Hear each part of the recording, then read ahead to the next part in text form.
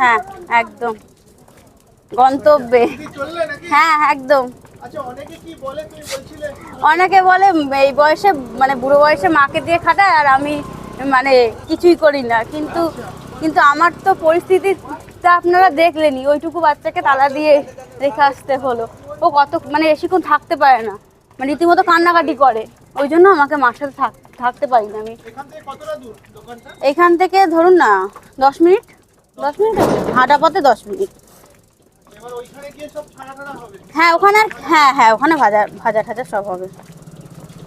তো আপনারা অনেকেই বলেন না যে হার্ড ওয়ার্কিং স্টোরি আপনারা দেখতে চান, সত্যি যদি কাউকে ভাইরাল করতে এরকম দিদিদের ভাইরাল করুন। আরেকবার আমি আপনাদেরকে দেখিয়ে